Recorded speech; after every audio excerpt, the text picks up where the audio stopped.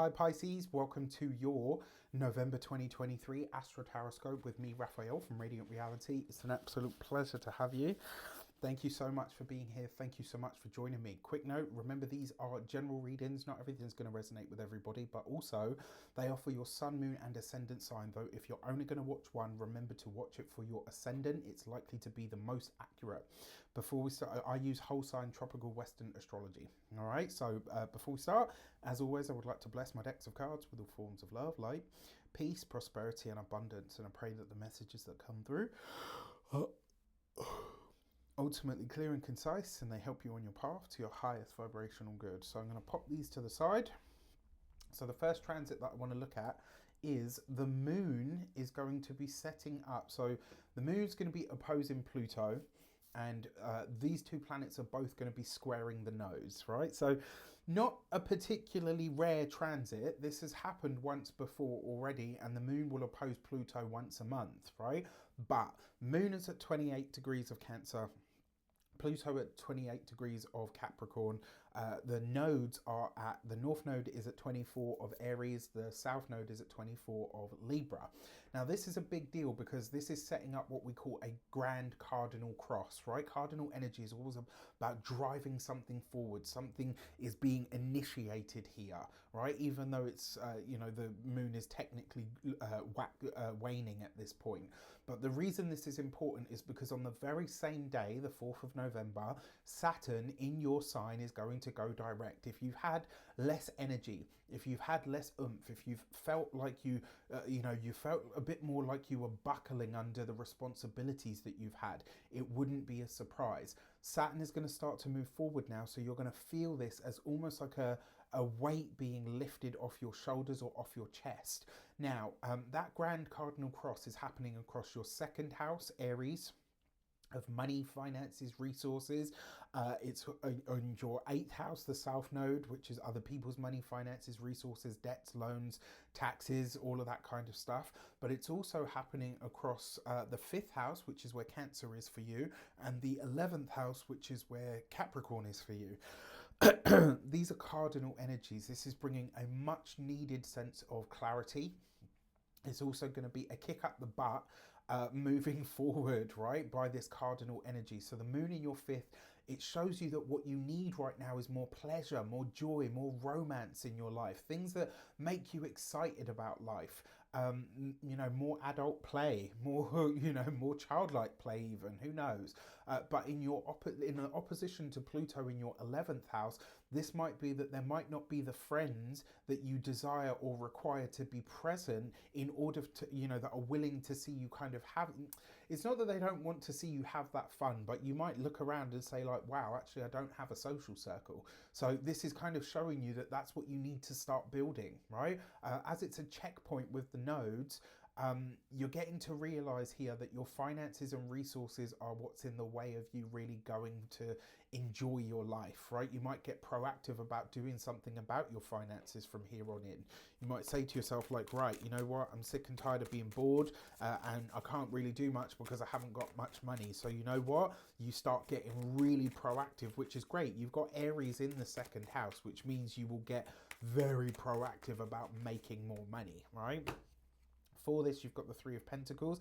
This might actually come through you upscaling your skills with the Ace of Cups. So this is you learning how to have more fun. And then you've got this with the Death card. So to be honest with you, I think this looks like a lot of you reframing what fun, enjoyment and pleasure and romance actually look like to you. I think for a lot of you, this might be a time where you say, yeah, you know what? It's time for me to get back out there, but it needs to be the 2.0 version of myself, not how I've done things previously. All right, so love it. On the 12th of November, Mars is coming into an opposition with Uranus. This is explosive, it's disruptive. What happens when an unstoppable force, Mars, meets an immovable object, Uranus in Taurus? Mars is action, energy, passion, excitation, war, conflict, challenge, willpower, meeting Uranus, the planet of rebellion, revolution, change, disruption. When these two come together, I'm expecting to see, and they're coming in together in a hard aspect, which is an opposition. I am expecting to see at least one volcano or earthquake in the news around this time. Technology will go haywire at this point, and because of the houses that this falls in for you, this might be even more so for you. All right, so what I've said to everybody, all of the signs, because this aspect is so powerful, it comes exact on the 12th. So the window is from the 10th through to the 14th. That is the time where you really do need to watch out with all of the things that I'm about to mention. So for you, this happens across the 3rd and 9th house axis. So this is likely to be a professional daily shift that comes in. It's an explosive energy. You could get into an argument with a colleague, with a co-worker, very possible at this time, because there is an element here as well of something being out of control, but also out of your control. Mars rules your 2nd house of money, finances and resources, and your 9th house of legal matters and proceedings. Uranus rules your 12th house. This could be an issue that has crept up before that now comes up for review, and it's almost like this is going to be like the final pass of it, like the final hurrah, where Mars sort of removes something and Uranus kind of divorces you from this thing. It's potentially likely to come up in a way that will not be ignored. The 3rd house represents your car and your vehicle. As I already said, this can wreak havoc with technology. So this would be a time where if you're traveling, because the 3rd house is your daily commute, how you commute around the area that you live in. 9th house is foreign travel, distant travel, far travel, etc. If you're doing any form of travel between the 10th and the 14th, please take extra care. We can't just stop living because the planets are doing something, because otherwise we'd literally never leave our houses, right? But you can mitigate this. You do need to pay a bit more attention to what you're doing, how you're getting to the places that you're going. Leave extra time, right? This is not a time for you to say like, oh, you know, I'll just wing it and, you know, I've got to be there in 20 minutes, so I'll leave in 15 and hope for the best. No, if you need to be there in 20 minutes and you know it's like a, let's say 15 to 20 minute drive, you leave 40 minutes early, right? Leave like half an hour earlier. Give yourself that time and buffer, because everybody out there is going to be driving like a fucking lunatic. You want to make sure that you've got time to, you know, I can take my time, I can move through this easily and effortlessly. This is also potentially about where you live and where you travel to. What you know versus what you learn might come up here as well. So there's an element of this because the 3rd house is communications. It's also your skill set. And this might be called out, like you might be called out on something here where maybe a boss or a superior or a coach or a guru of some sort says to you, listen, you need to upskill here, you need to up level in some way, right? So this might be where you've missed something, and if you're caught out, I will say as well, like if you miss something out or there's a mistake that you make at work, fess up to it quickly, because if you don't and it bites you in the butt, it's really going to bite. For this, you've got the 6 of Wands, so that's a victory card, so that's not too bad. With the Knight of Swords, so a hard-won victory at that. With the 2 of Swords, I kind of like this. This combination actually says to me that things can move ahead quite nicely. With that 2 of Swords and the Knight of Swords, though, this is something that you're going to try to keep under wraps that won't stay under wraps. And under a transit like Mars opposing Uranus, when it hits the fan, it's going to hit. So my advice to you is, if there's something that you do or something that you've done that goes wrong, or, you know, something that you're like, oh shit, you know what, I don't want this to get out, get ahead of it and put it out yourself, right?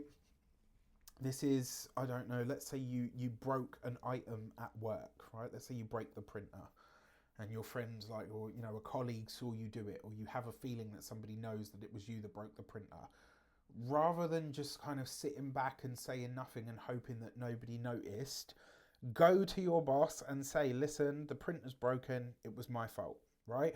If you do that, and take that as a metaphor for whatever across your lifescape, get ahead of it this month, because if you try to hide it or sweep it under the rug, it's going to bite, all right? This transit, as I said, it's disruptive, it's eruptive. There's no getting around that. And, you know, because this is happening across the 3rd and the 9th, I would be mindful of how you communicate online, how you are in the comments, getting into any sort of argument. Just, this is not the time for it. On the 18th of November, Mars is coming into a Cazimi in your 9th house, right? Mars Cazimi is If a Mercury Cazimi is inspired thought or inspired communication, then a Mars Cazimi is inspired action.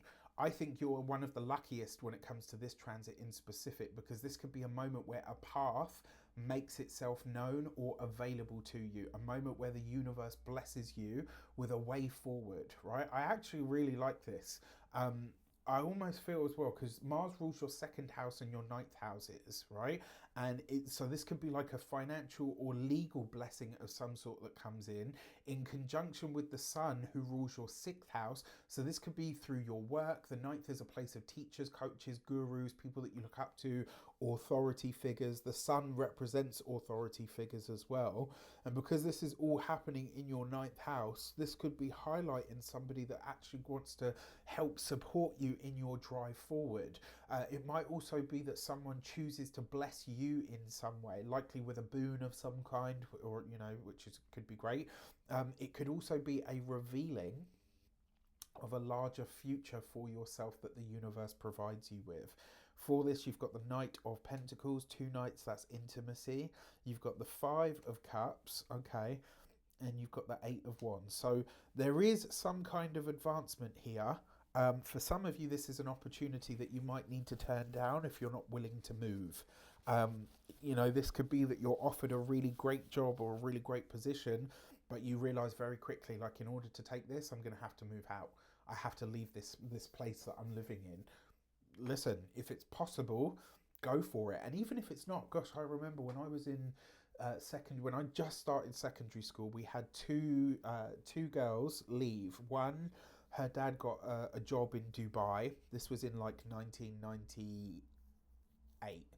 So you can imagine like the kind of money that they made from that, right? Nowadays, probably not so much, but you know, they moved to Dubai then. She was only in our school for like literally just over a year, actually.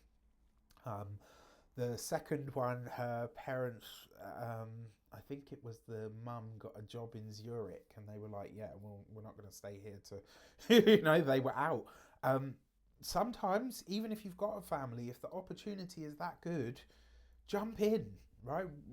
Really, well, I can't tell you what to do, but, you know, it could be phenomenal. But the advancement is there, but it will require some kind of sacrifice, okay? On the 22nd of November, Venus is going to oppose Chiron. This is happening across your second and your eighth houses in your money spaces, right? So Venus is the ruler of Libra. It's in your eighth house. This is making it easier for you to come by money through other people. It might also be increasing your desire for sex or sensuality or connection. Maybe it's bringing you more of those things as well. Remember, Venus is a sweetener. She brings us more of the things that we love, that we want, that we desire. Now, in an opposition to Chiron in the sign of Aries in your second house of money, finances, resources, this is a clear indication of what it's cost you, you know, what kind of money, you know, what kind of costs you've had in a monetary sense, or in a way that you dislike, right? So it might be... yeah, it might be that like you realize very quickly that some kind of financial matter is going to sting. Possible, I hope not. Venus rules your third house as well, which is a work house. So it could be that your duties or your pay packet are changing, but in a way that doesn't necessarily feel like a win, or feel like at least the win that you would hope for. So, you know, again, very, very interesting. It will be interesting to see how that shapes up. For this, you've got the Ten of Wands. You've got this with the King of Pentacles, and this with the Six of Swords. So again, some kind of movement, journey, or travel, potentially some kind of offer that comes in that feels too good to be missed. This might also be where you come to realize very quickly that somebody else's financial burden is actually becoming a problem to or for you. And you might not be happy about it. All right. And then finally, on the 25th of November, Mars is coming into the sign of Sagittarius. This for you is your 10th house of career, your social status, your public standing, your prominence, how people see you out in the world. I love it, right? At this point, there's a pile up of energy in your career sector. Mercury's in the 10th house of Sagittarius. The Sun is in the 10th house of Sagittarius, and now Mars is in that sign as well. Mars rules your second and ninth. The energy is possible irritations around money and finance, potentially even legal matters, or maybe some kind of travel that comes up that you're like, shit, you know what, I'd rather not have to spend the money on this, but I don't have a choice. The Sun, as the ruler of your 6th house, is showing you that work isn't just important, but it's also about to demand more from you moving ahead. Mercury, as the ruler of your 4th house and your 7th house, respectively, is highlighting to you that you're needing a better living situation if you want to succeed. And it might be that a work colleague catches your eye, or vice versa. So if you're open to dating, this could be possible. If you're not looking for that, then this Mars into the 10th is going to bring an energy of passion and vigor to you pursuing a better career for yourself, and the rich rewards that come from that, right? So I got to be honest, when it comes to your career, this does suggest that this is a time where you have to start getting a bit more serious, all right? You got to get and look, right, your first card out is the Sun card. I'm not pulling any more cards because that's a yes, right? I said it's time to get really serious about your career. Boom. Sun card says it absolutely is. And amazing things can happen here, providing you're willing to do the work. This is where you have to make really tough, firm decisions. And it's not necessarily that the decisions are hard to make. It's more a case of you make them and you're clear about them, and then you start moving in that direction in earnest. Okay, so for your lunations, you have the full moon, you have the new moon. So the new moon for you in the sign of Scorpio is in your 9th house, right, of higher educations, legal proceedings, legal matters, foreign travel, distant lands, all of that good stuff. And for this, you have the gate 64 and confusion, right? So the new moon can be a confusing time because there's no light. But a new moon in the 9th house, it almost suggests that this is a time where you start getting really serious about what you think you might need to learn in order to take everything to that next level. All right, and then your full moon message, the gate 55 and abundance, this is a Gemini full moon, which is in your 4th house of home, property, family, and real estate. This could be money, resources that come to you from the home, or from the, or through some kind of property. It could just as easily be that there is a shift or a change within the home and environment that creates the ability for you to make more money. The other thing with the abundance card, it's aside from finance and abundance and stuff, it's actually about trusting that the universe has your back. And what this tells me is this is about you. Remember what I said on the 25th of November, there's a lot of energy in your career sector. You have to make the decision, and then you have to trust the universe to come through for you, all right? Which it absolutely will. With that said, I wish you an abundance of all of that good stuff. Have a fantastic month. Let me know in the comments how it shapes up. If you want to get your personal Astro-Tarot scope, this is just 20 minutes. Imagine what we can do with an hour and 15. You can get that on the link in the description box below. It's you, me, the stars, and the cards, and we get right into it. All right? With that said, take care, and I'll see you soon.